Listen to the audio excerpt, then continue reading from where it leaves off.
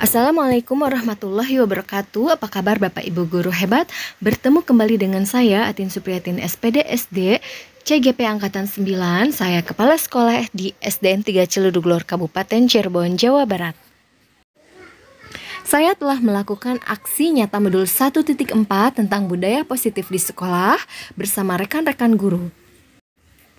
Namun sebelumnya akan saya bacakan dahulu rancangan tindakan untuk aksi nyata modul 1.4 yang terdiri dari latar belakang. Rancangan ini dibuat karena belum menyeluruhnya pemahaman guru tentang disiplin positif, motivasi perilaku manusia mengenai hukuman dan penghargaan, posisi kontrol, restitusi, keyakinan kelas atau sekolah, dan penerapan segitiga restitusi. Tujuan dari rancangan tindakan ini yaitu untuk meningkatkan pengetahuan dan pemahaman tentang budaya positif, menumbuhkan motivasi diri dari dalam diri murid atau intrinsik, dan menerapkan segitiga restitusi dalam penyelesaian masalah siswa.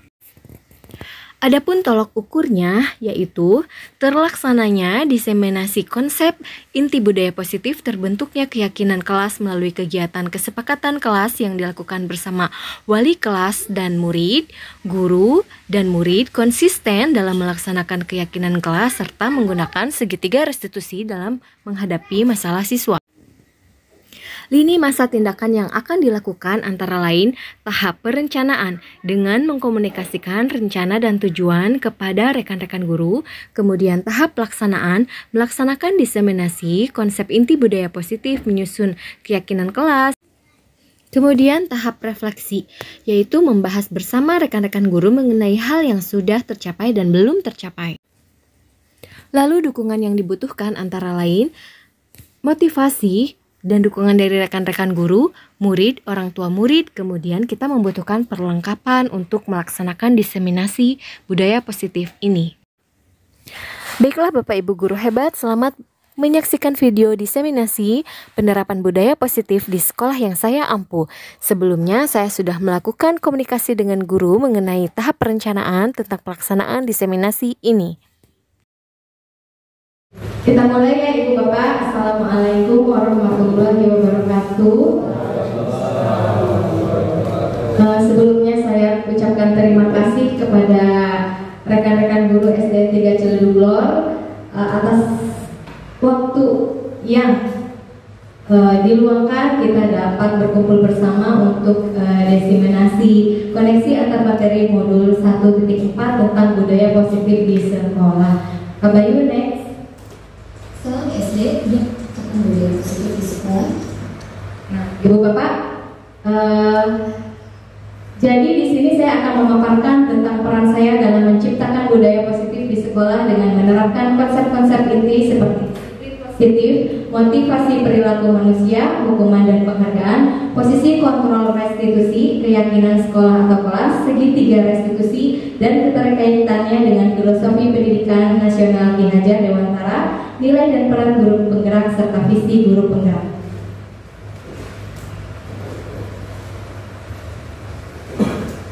Nah, disiplin positif pengertiannya adalah suatu pendekatan untuk menerapkan disiplin dari dalam diri anak atau secara intrinsik tanpa hukuman dan hadiah. Jadi selama ini kita itu mengira bahwa reward and punishment atau pemberian hukuman dan hadiah itu merupakan hal yang baik bagi siswa ya. Tapi setelah saya belajar di guru penggerak, kita itu tidak dianjurkan untuk melakukan reward and punishment. Tidak dianjurkan untuk memberikan hadiah dan hukuman kepada murid. Mengapa? Karena nanti kalau kita selalu melakukan itu, mengiming-imingi murid, ayo yang bisa nanti diberi hadiah, ayo yang nilainya bagus nanti ibu beri hadiah. Nah, jadi motivasi yang ada dalam diri murid itu yaitu hanya ingin dapat hadiahnya, bukan karena dia ingin mengerti, bukan karena dia ingin memahami pelajaran, tapi motivasi yang tumbuh dalam diri anak nantinya, wah hadiahnya, jadi saya ingin dapat hadiahnya, bukan karena saya ingin mengerti, bukan karena saya ingin paham. Ya, jadi reward and punishment atau hukuman dan penghargaan itu diberikan tidak terlalu sering ya, tidak dianjurkan begitu. Kemudian menurut Ki Hajar Dewantara, menyatakan bahwa untuk mewujudkan murid yang merdeka, murid harus memiliki disiplin yang kuat yang berasal dari dirinya atau intrinsik dan berasal dari luar atau ekstrinsik. Lanjut Pak Bayu. Motivasi perilaku manusia. Menurut Diane Goshen dalam bukunya Restructuring School Discipline menyatakan ada 3 alasan motivasi perilaku manusia, yaitu 1. Untuk menghindari ketidaknyamanan atau hukuman, 2. Untuk mendapatkan imbalan atau penghargaan dari orang lain, dan 3. Untuk menjadikan orang yang mereka inginkan dan menghargai diri sendiri dengan nilai-nilai yang mereka percaya. Lanjut.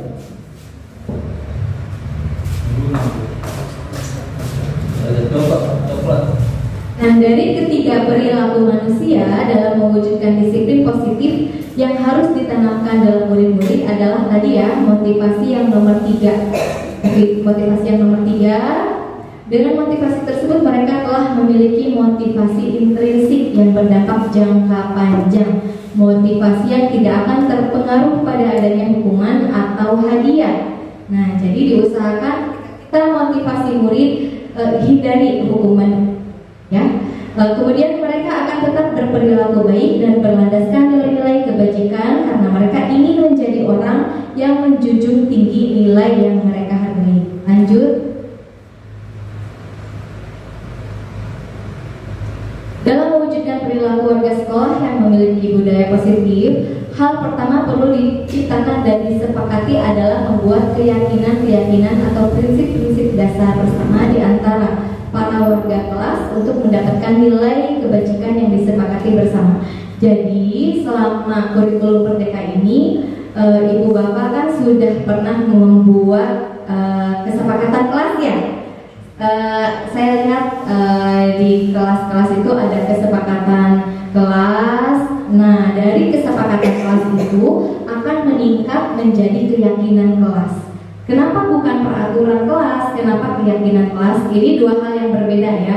Peraturan kelas dan keyakinan kelas merupakan 2 hal yang berbeda. Kalau peraturan kelas itu yang membuat gurunya saja. Misalkan tidak boleh mencontek, kemudian tidak tidak boleh keluar saat sedang belajar.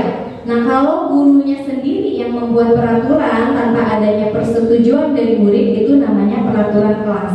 Tapi kalau peraturannya itu dibuat sesuai dengan kesepakatan bersama murid, muridnya setuju, berarti itu namanya kesepakatan kelas. Misalkan anak-anak setuju tidak kalau saat belajar kita tidak boleh keluar kelas? Setuju Bu? Nah, itu namanya kesepakatan kelas. Jadi dibuat bersama guru dan murid. Dari kesepakatan kelas ini akan meningkat menjadi keyakinan kelas. Nah, keyakinan kelas itu selain disepakati oleh guru, disepakati oleh murid, juga disepakati oleh orang tua murid. Jadi orang tua murid mengetahui nih apa saja nilai-nilai yang berlaku di kelasnya, yang di kelas 5 misalkan yang sudah dibuat bersama guru dan murid difotokan, ya, diinformasikan pada orang tua, boleh melalui surat, boleh melalui grup WhatsApp, boleh juga melalui rapat bersama orang tua murid. Jadi ini Bu, keyakinan kelas 5, ini Bu, misalkan keyakinan kelas 4 gitu. Jadi orang tua murid mengetahui. Lanjut Pak Bayu. Kemudian, nah ini ya, mengapa keyakinan kelas, mengapa tidak peraturan kelas saja? Jawabannya seperti tadi ya, kalau keyakinan itu akan memotivasi seseorang dari dalam, jadi memotivasi murid secara intrinsik. Jadi murid akan lebih tergerak, bersemangat untuk menjalankan keyakinan daripada hanya mengikuti serangkaian peraturan yang mengatur mereka untuk berlaku begini atau begitu. Jadi intinya kalau peraturan kelas itu langsung dari gurunya tanpa ada persetujuan siswa, kalau kesepakatan kelas itu disepakati bersama guru dan murid, nah meningkat lagi dari kesepakatan kelas menjadi keyakinan kelas. Jadi orang tua pun mengetahui. Nah kemudian kita kita akan ke 5 kebutuhan dasar manusia, ibu-ibu. 5 kebutuhan dasar manusia itu ada kebutuhan bertahan hidup atau survival, seperti kita makan, minum, itu kebutuhan bertahan hidup. Kemudian kebutuhan cinta dan kasih sayang atau belonging.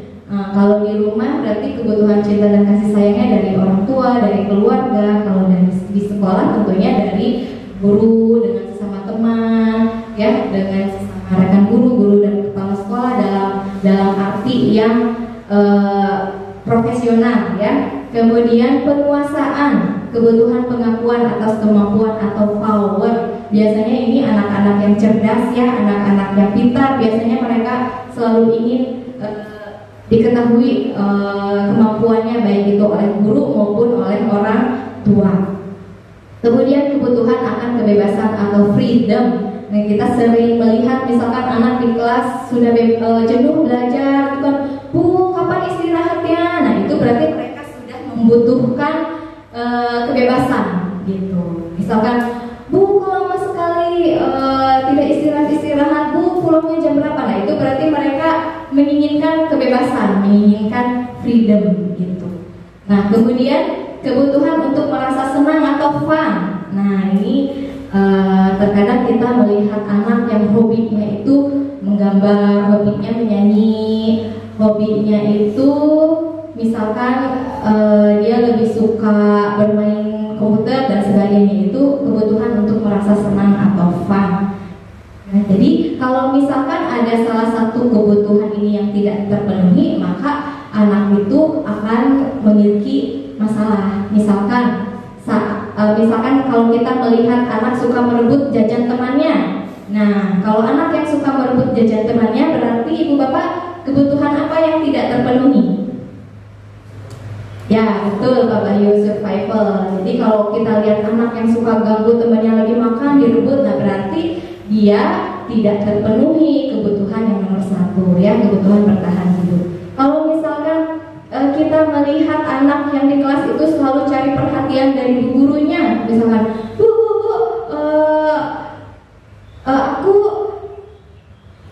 aku lagi senang sekali soalnya dapat hadiah dari ibu, atau Bu, aku ulang tahun kok ibu lupa sama aku. Nah, misalkan seperti itu kebutuhan apa ibu bapak? Ya, betul, cinta dan kasih sayang. Kemudian kalau misalkan ada teman yang mengejek teman yang, tuh aku sih nilainya 90, kamu nilainya cuma 50, kamu bodoh, misalkan seperti itu. Nah, itu dia kebutuhan apa dia itu? Iya, dia sedang menunjukkan powernya, menunjukkan penguasaannya, ya. Kemudian lanjut Pak Bayu.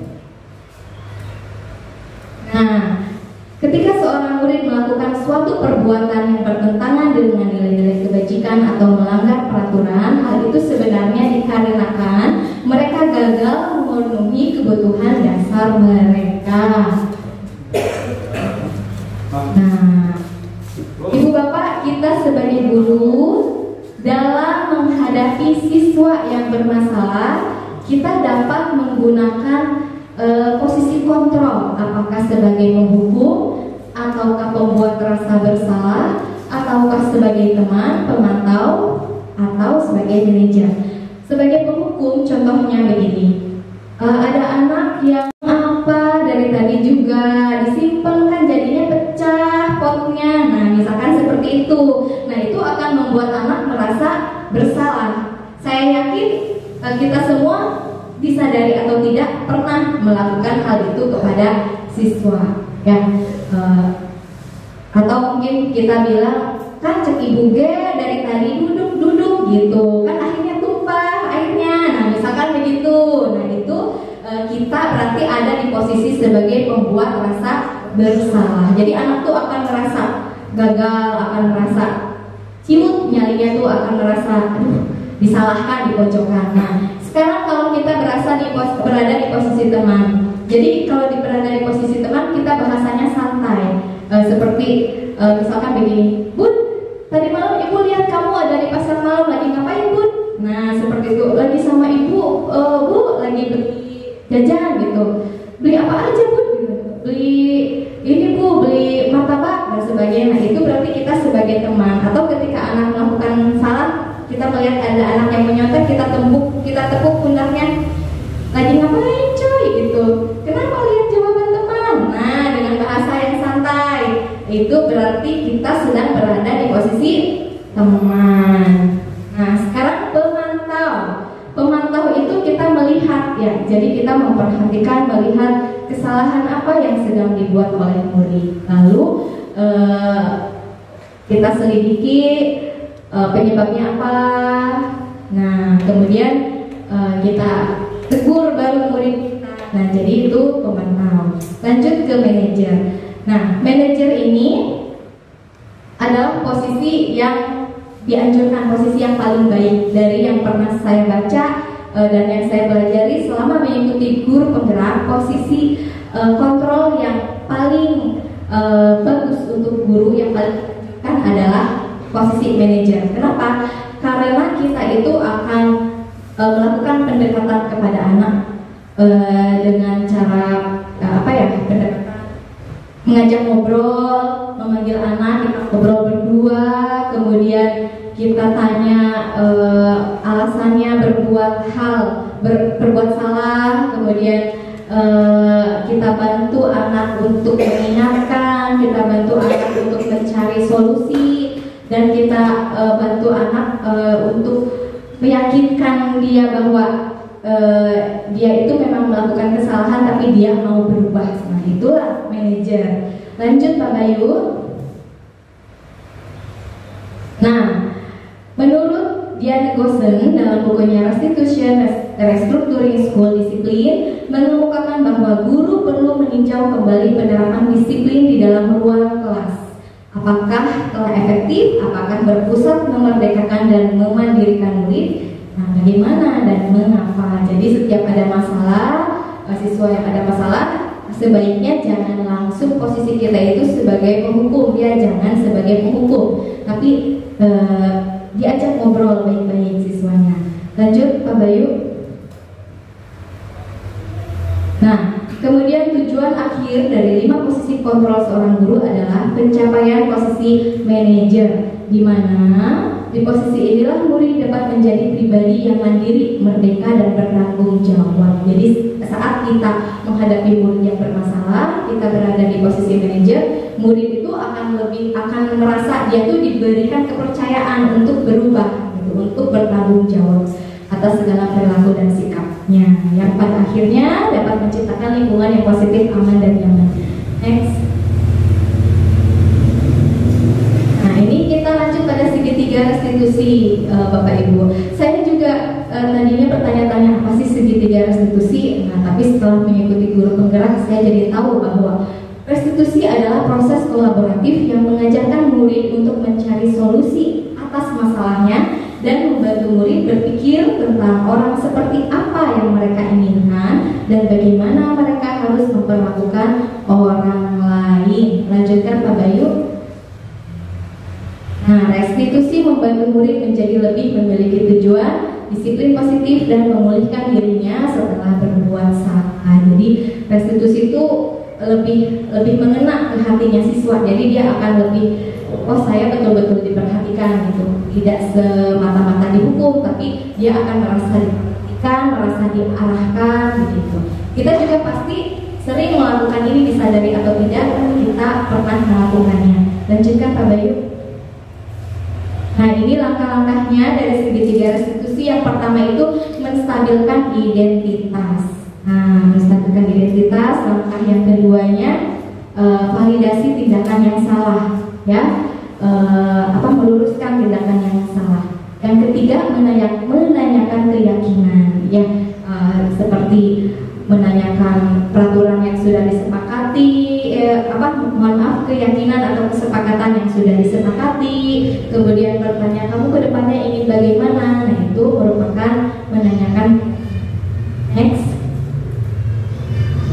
Nah, ini keterkaitannya dengan menerapkan budaya positif akan mempermudah tercapainya tujuan pendidikan nasional sesuai filosofi Ki Hajar Dewantara, yaitu pendidikan yang berpihak kepada murid. Jadi segala sesuatu yang kita lakukan itu adalah untuk murid, ya, dari murid untuk murid, semuanya untuk Selanjutnya, budaya positif akan terwujud jika seorang guru memiliki 5 nilai guru penggerak, yaitu berpihak kepada murid, mandiri, reflektif, kolaboratif, dan inovatif.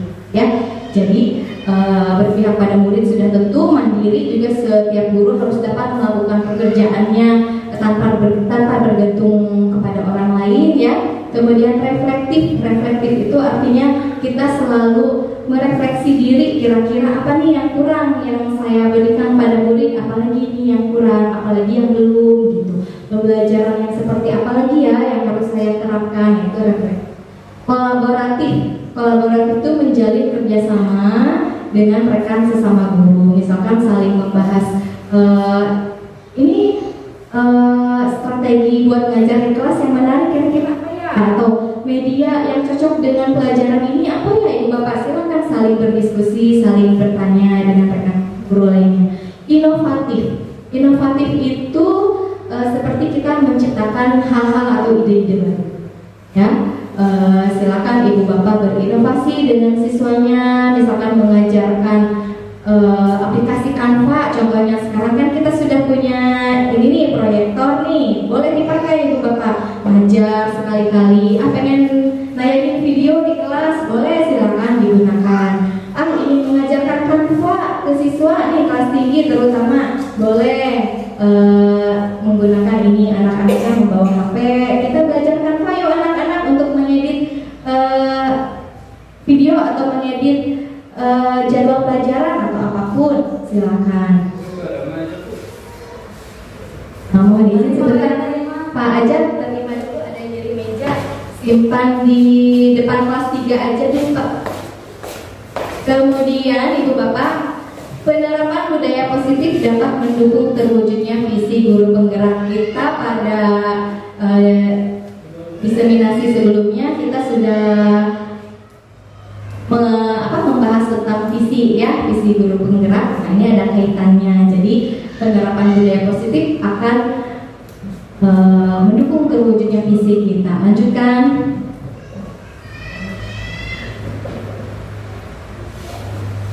Refleksi, ya, kita sudah sampai ke refleksi.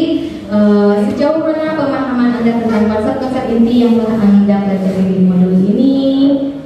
Ini tahap refleksi. Saya sudah memahami disiplin yang positif, teori kontrol, teori motivasi, hukuman dan penghargaan, posisi kontrol guru, kebutuhan dasar manusia, tadi sudah ya, ada 5, keyakinan kelas, dan segitiga restitusi. Saya harus mengamalkannya dan membagikannya kepada rekan-rekan guru. Jadi sekarang saya membagikan kepada rekan-rekan guru semua. Hal ini di luar dugaan adalah bahwa penghargaan berdampak kurang baik bagi murid karena dapat mematikan kreativitas mereka. Lanjutkan Pak Bayu. Sekarang lanjutkan ke video berikutnya yang restitusi. Yang sebelumnya segitiga restitusi. Yang mana ya?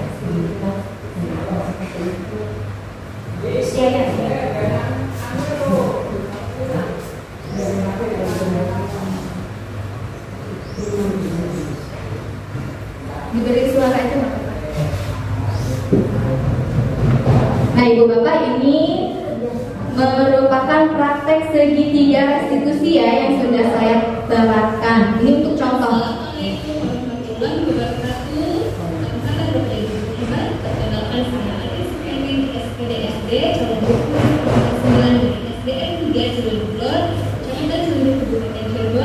Saya akan mempraktekkan segitiga restitusi bersama murid saya Rizky, siswa kelas 5 SD.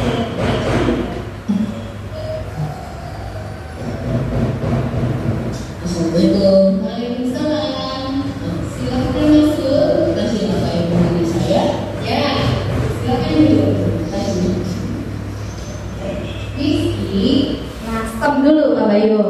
Nah ini tahap yang pertama dari segitiga restitusi, yaitu menstabilkan identitas.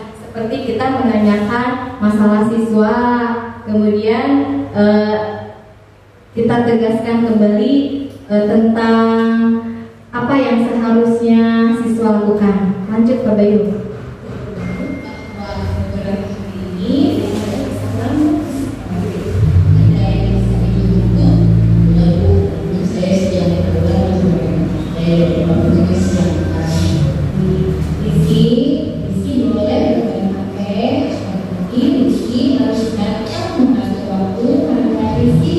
menjawab kepada baik Rizky untuk memperbaiki. Stop dulu. Nah, tadi langkah yang pertama menstabilkan identitas sudah ya Ibu Bapak. Jadi ketika kita memanggil anak yang bermasalah, ketika anak tersebut sudah melakukan masalahnya, kita boleh menggunakan kalimat seperti tadi. Rizky, kamu boleh bermain HP, tapi kamu tidak boleh lupa bahwa kamu punya kewajiban terhadap sekolah. Atau misalkan anak memiliki kesalahan yang lain, kita boleh menggunakan kalimat seperti ini. Rizky, setiap orang pasti pernah berbuat salah, tapi tidak boleh hal itu dilakukan terus menerus. Nah, kalimat seperti itu juga boleh. Banyak pilihan kalimat sih. Yang penting kita menegaskan bahwa kepada anak bahwa hal tersebut tidak benar. Lanjutkan. Ini validasi tindakan memiliki cara tertentu yaitu menghalang-halang dan berbagi dulu. Baik Rizky, nah tadi yang kedua validasi tindakan yang salah.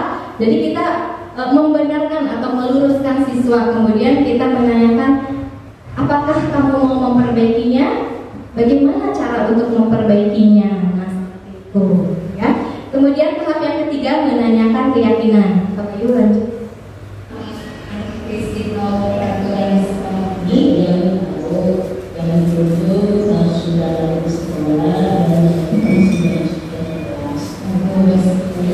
Semoga cara yang bersih dari tadi. Nah, jadi yang terakhir menanyakan keyakinan. Jadi si anak itu harus diingatkan kembali tentang keyakinan kelas, keyakinan sekolah, ya.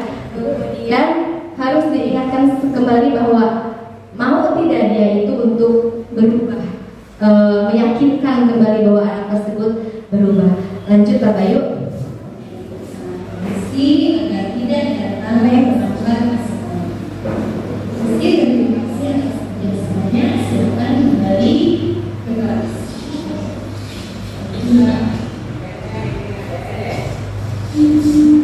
Assalamualaikum, saya Rizky. Nanti secara tidak langsung Ibu Bapak kalau sudah melakukan segitiga restitusi, si anak tuh dia tuh akan plong perasaannya.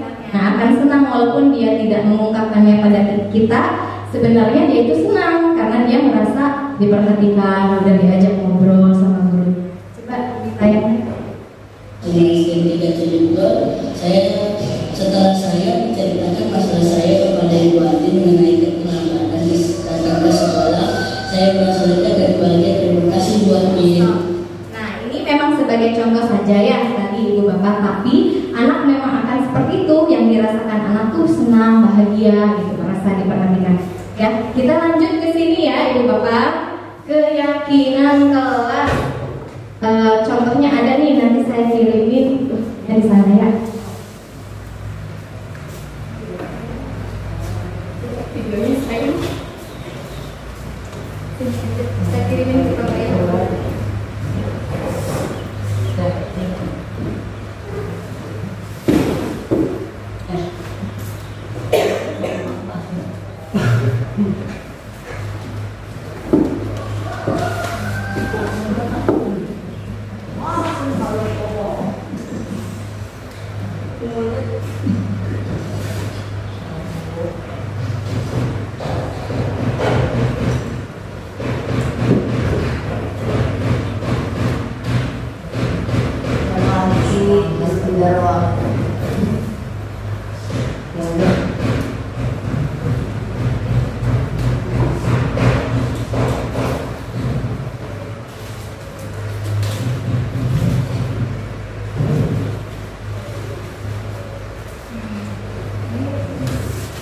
Fotonya ada di sini.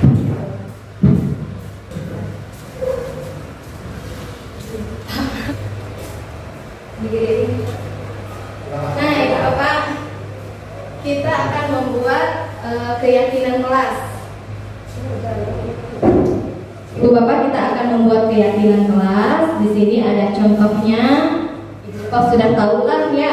Jadi kalau peraturan kelas dibuat sendiri oleh gurunya, kalau keyakinan kelasnya atas kesepakatan kesepakatan guru dan murid dan orang tua mengetahui. Contohnya, keyakinan kelas itu datang terlambat. Datang terlambat. Contohnya keyakinan kelas itu adalah datang tepat waktu, menciptakan suasana yang aman dan nyaman, bersikap jujur, berpakaian rapi, menjaga ketertiban kelas, kemudian mengerjakan soal sendiri tanpa bantuan orang lain dan sebagainya. Sekarang kita ada berapa orang nih? Banyak ya. 1, 2, 3, 4, 5, 6. Berarti kita buat 6 keyakinan kelas. Kalimatnya itu harus menggunakan kalimat positif, Ibu Bapak. Ketika kita membuat keyakinan kelas, kalimat yang dibuat tuh yang saya pelajari selama CGP ini harus menggunakan kalimat positif, ya. Jangan menggunakan kalimat negatif. Ya, misalkan datang tepat waktu. Nah, itu ya. Kalimatnya positif. Enggak, saya akan bagikan sticky note. Bu Rina, bantu bagikan. Satu orang satu dulu. Silakan dibuat keyakinan kelas satu orang satu. Nanti kita pasang di sini. Mohon maaf bukan mengajari ya Ibu Bapak. Ini bagian dari tugas CGP soalnya. Kalimatnya kalimat positif. Kalimat positif.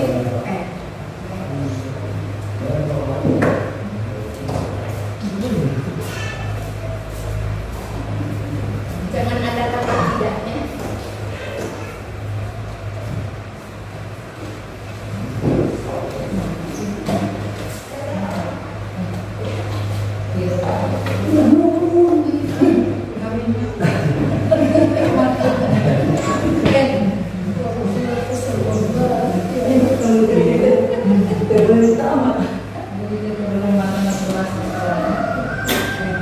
Ini kita punya orang tua.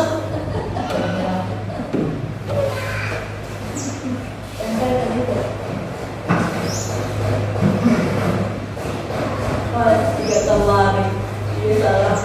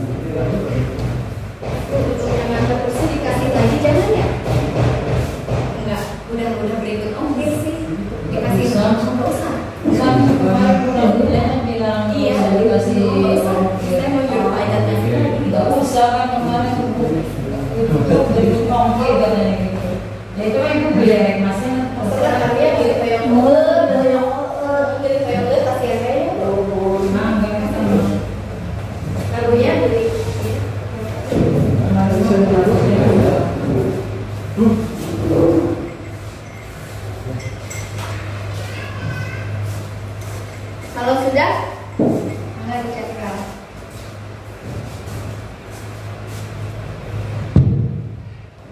Enggak, kalau sudah ditempel.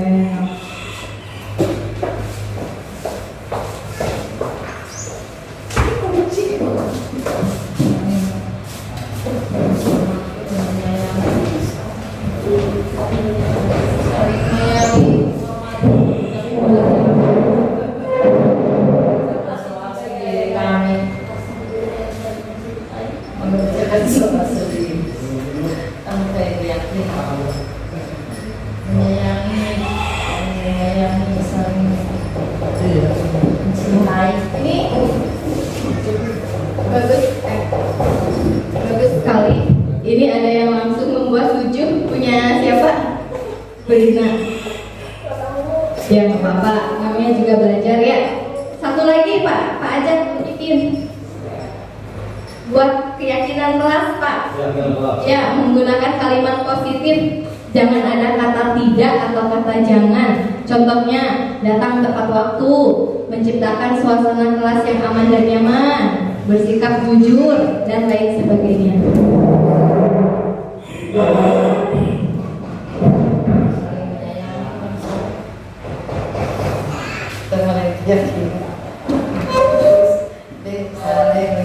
Ini nggak jelas karena memang ini mah foto ya, bukan file foto PowerPoint. Yang bentar kan Pak kalau sudah.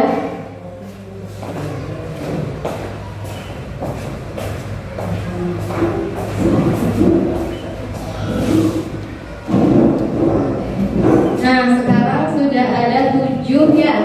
Sudah ada 7. Saya bacakan. 1. Berpakaian bersih dan rapi. Betul.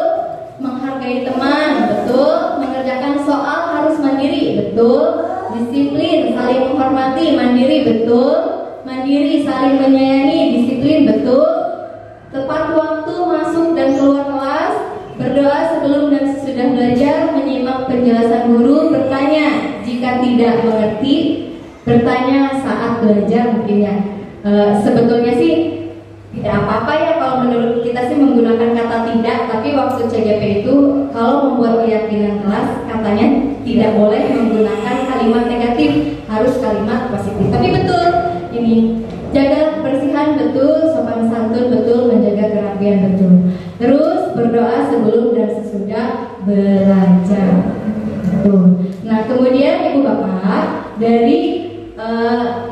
kemudian dari keyakinan kelas ini kita dapat kelompokkan lagi menjadi yang tampak dan tidak tampak. Jadi yang kelihatan dan tidak kelihatan. Misalkan berpakaian rapi dan bersih itu tampak tidak? Tampak. Betul. Coba saya minta tolong Bu Rina Bu, ditulis lagi, maju ke depan, minta tolong. Sticky note-nya. Belajar ya. Nih ditulis berpakaian bersih dan rapi, ditulis berarti tampak di sini. Ya. Berpakaian bersih dan rapi berarti tampak ya Bu. Ya. Pakai pulpen saja pada ya. Apa itu Bu?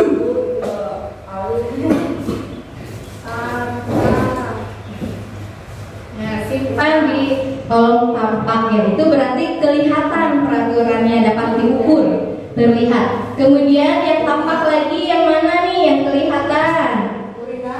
Kalimat itunya berpakaian bersih dan rapi. Ya kalimat ininya ditulis lagi. Berpakaian bersih dan rapi ditulis lagi, simpan di sini. Lalu kalau menghargai teman tampak tidak? Tidak. Berarti nanti ya kita pilih yang tampak dulu. Mengerjakan soal harus mandiri tampak tidak? Tampak ya, kan kelihatan anak yang nyontek sama yang tidak itu tampak ya. Ini tadi mengerjakan soal secara mandiri. Kemudian berdoa sebelum dan sesudah belajar tampak tidak? Tampak, terlihat.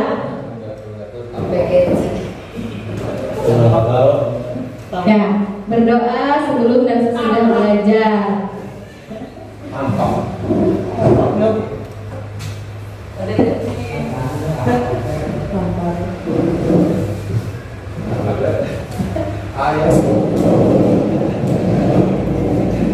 Kemudian, ya terima kasih Bu Rina. Jadi silakan duduk kembali. Jadi keyakinan kelas yang tampak itu antara lain berpakaian bersih dan rapi, terlihat ya, dapat diukur, mengerjakan soal secara mandiri, terlihat anak yang nyontek dan tidak ya, mengerjakan soal harus mandiri ya sama aja, berdoa sebelum dan sesudah belajar ini terlihat sekali. Berdoa sebelum dan sesudah belajar dapat kita lihat ya. Kemudian untuk yang tidak tampak saya minta tolong Pak Satria maju Pak. Enggak, yang tidak tampaknya ditulis dan ditempel.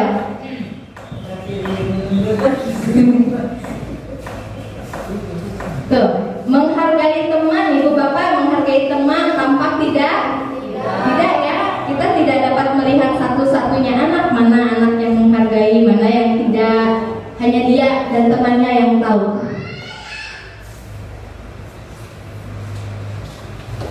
Hargai teman. Lalu apa lagi? Disiplin, saling menghormati, tampak tidak? Tidak ya? Tidak tampak. Iya, saling menghormati. Kemudian apa lagi Pak Satria? Tidak tampak. Iya, saling menghormati. Kemudian apa lagi Pak Satria?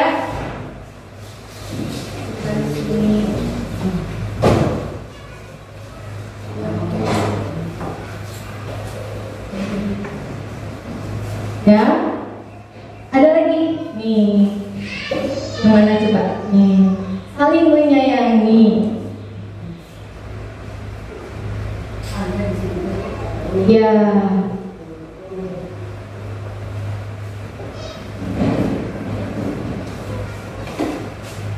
Kemudian,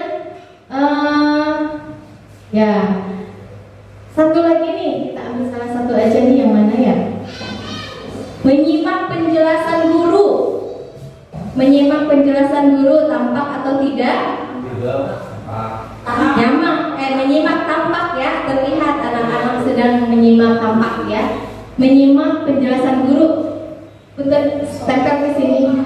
Tampak yang ini. Nah, yang satu aja. Ya. Dan segitu aja cukup ya, menyimak penjelasan guru.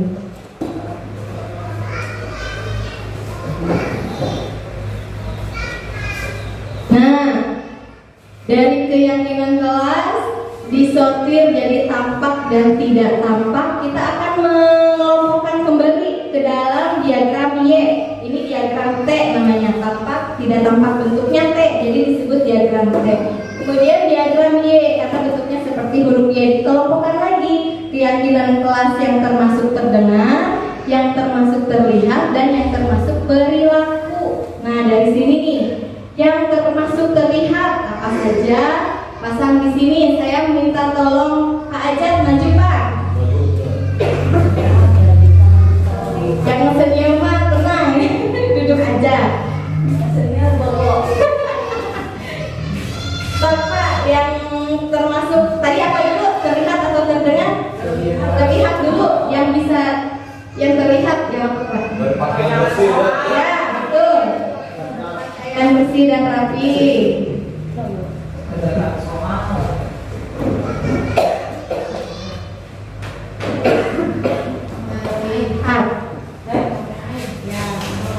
Kemudian apalagi Pak dari sini yang terlihat? Ya, yang ini mangga ditulis lagi, mengerjakan soal harus mandiri, secara mandiri.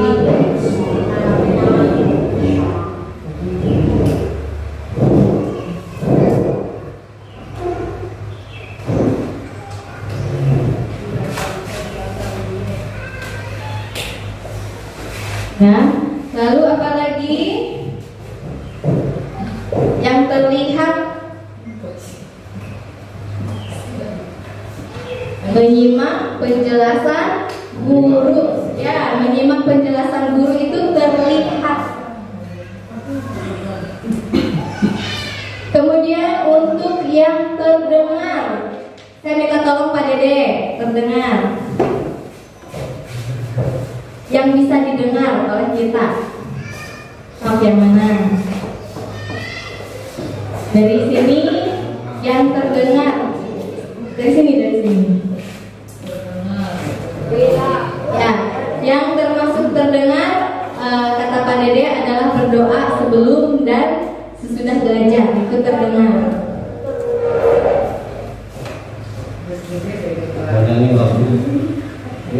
Ya, menyanyikan lagu nasional sebelum belajar itu juga boleh, itu keyakinan kelas, itu terdengar ya. Atau membaca ayat-ayat pendek sebelum belajar, nah itu juga terdengar.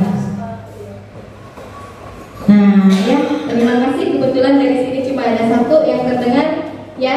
Satu lagi perilaku yang dari sini yang merupakan perilaku, minta tolong Bu Teti ke depan Ibu. menyayangi. Ya betul. Betul kata Ibu Ici, saling menyayangi itu perilaku. Saling mencintai.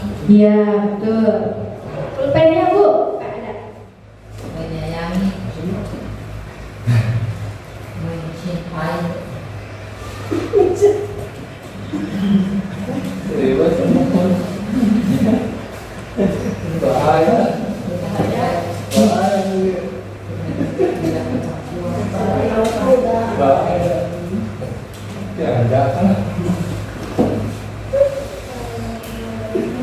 Ya betul, saling menghargai teman juga perilaku. Lalu Nadia itu masuk ke kelas yang ini yang diagram Bu masuk kelas yang Satu lagi Bu yang merupakan perilaku.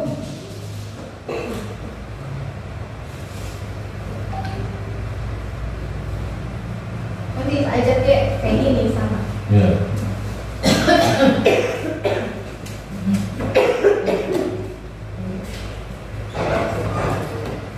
Nah Ibu Bapak, jadi dari keyakinan kelas sudah dikelompokkan menjadi tabel T, peraturan keyakinan kelas yang tampak dan tidak tampak. Kemudian dikelompokkan lagi berdasarkan diagram Y menjadi peraturan terus ya. Keyakinan kelas menjadi keyakinan kelas yang terlihat, terdengar, dan perilaku. Yang terlihat itu seperti berpakaian bersih dan rapi, itu terlihat. Mengerjakan soal secara mandiri, itu terlihat. Menyimak penjelasan guru, terlihat. Berdoa sebelum dan sesudah belajar, itu terdengar. Kemudian kalau di keyakinan kelasnya menyanyikan lagu wajib nasional sebelum belajar, itu termasuk pada terdengar. Atau membaca ayat-ayat pendek Al-Quran sebelum belajar, itu juga terdengar. Sekarang perilakunya saling menghormati, menghargai teman, saling menyayangi, dan lain sebagainya. Ibu Bapak sudah ini ya, sudah paham. Nah, kemudian kebajikan universalnya apa sih? Ini ada kebajikan universal.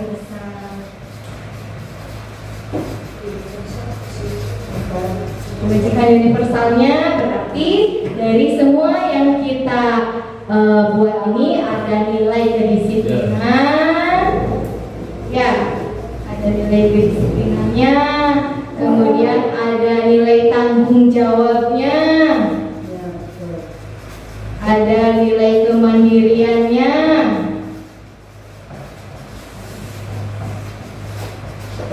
ya, ada nilai religiusnya juga ada. Dan masih banyak lagi kalau kita telah satu-satu, ya. Nah, Ibu Bapak, saya rasa sudah selesai ya materi yang ingin saya bagi dengan Ibu Bapak semua. Tadi kita juga sudah menyimak video segitiga restitusi. Tadi hanya sebagai contoh, jadi contoh kalau ada siswa yang mempunyai masalah. Nah, kita bisa menggunakan 3 langkah segitiga restitusi. Ajak ngobrol, stabilkan identitas dulu biar anak tenang, biar anak tidak takut saat diajak ngobrol oleh kita. Kemudian validasi tindakan yang salah, ya, meluruskan tindakan anak yang salah, dan menanyakan keyakinan. Jadi menanyakan keyakinan itu menanyakan atau mengingatkan kembali tentang keyakinan kelas. Kemudian meyakinkan apakah dia mau berubah atau tidak. Gitu. Bapak ada yang mau ditanyakan sebelum saya akhiri sesi ini? Kalau ada yang mau ditanyakan,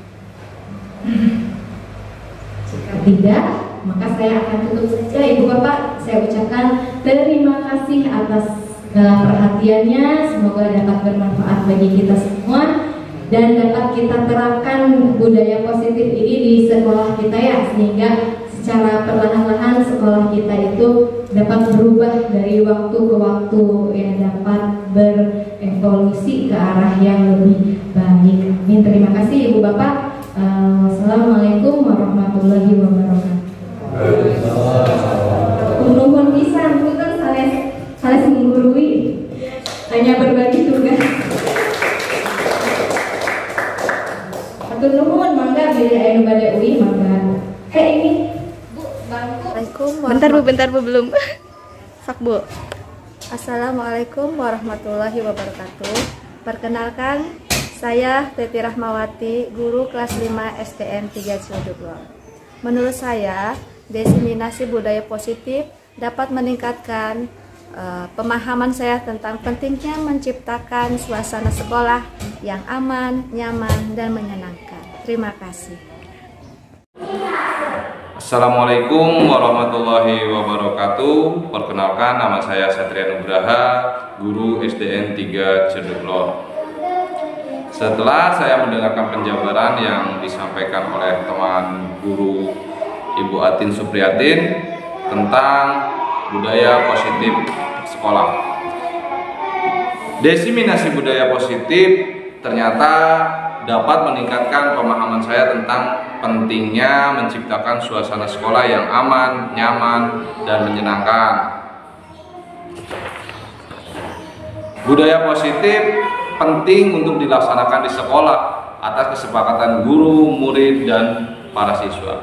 Harapan saya, semoga SDN 3 Ciledug semakin maju, jaya, terus dan terus jaya. Bravo SDN 3 Ciledug.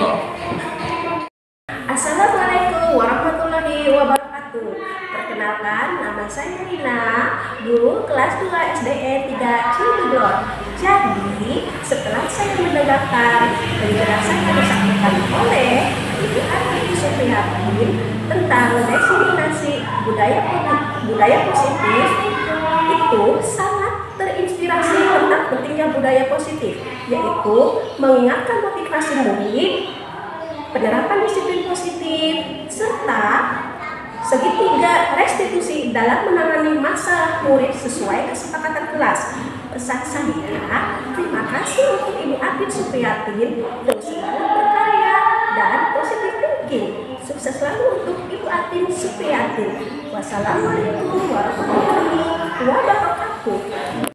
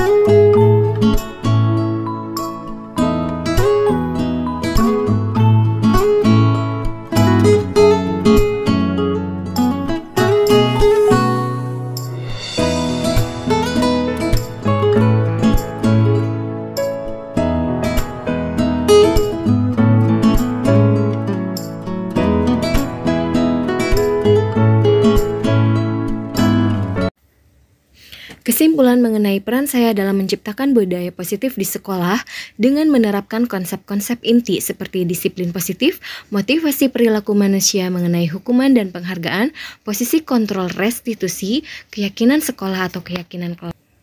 Segitiga restitusi dan keterkaitannya dengan filosofi pendidikan nasional Ki Hajar Dewantara, nilai dan peran guru penggerak serta visi guru penggerak.